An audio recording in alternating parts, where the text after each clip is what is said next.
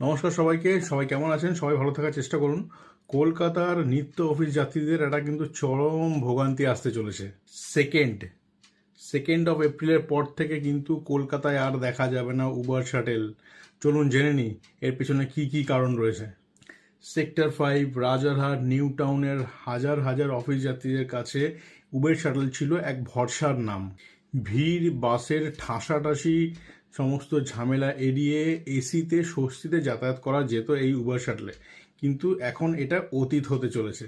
Uber যে সংস্থা সেটি জানিয়েছে তাদের যে ব্যবসায়িক মডেল আছে সেখানে তারা একটা হিউজ চেঞ্জেস আনতে চলেছে। উবের এখন সাধারণ মানুষের পরিষেবা অর্থাৎ শাটল থেকে সরে গিয়ে B2B কর্পোরেট মডেলে কিন্তু বেশি মনোনিবেশ করতে চলেছে। ইতিমধ্যেই দিল্লি, মুম্বাই এবং হায়দ্রাবাদে এই শাটল পরিষেবাটা কিন্তু টোটালি স্টপ করে দেওয়া হয়েছে।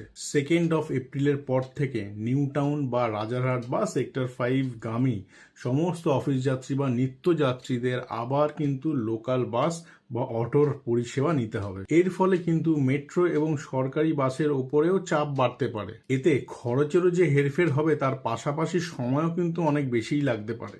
এখন প্রশ্ন হলো, মানুষ যারা অফিস যাত্রী তারা এর বিকল্প হিসেবে কি কি পরিষেবা অ্যাকসেপ্ট করতে পারে। তার মধ্যে উল্লেখযোগ্য হলো অন্যান্য কোম্পানির যে সমস্ত শাটল অ্যাপ রয়েছে সেইটা গ্রহণ করা, অথবা অফিসের ট্রান্সপোর্ট ইউজ করা, অথবা যে সমস্ত নিজস্ব কালিগস বা ফ্রেন্ড সার্কেল রয়েছে তাদের সঙ্গে কারপুল করা।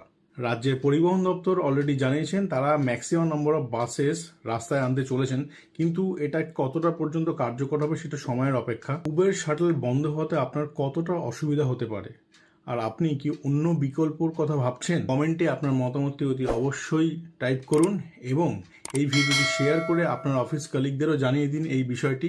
এরকম ধরনের আরও ইনফরমেশন পেতে হলে আমাদের এই চ্যানেলটি অতি অবশ্যই লাইক এবং সাবস্ক্রাইব করে দিন। দেখা হচ্ছে পরের ভিডিওয়ে। ভালো থাকবেন।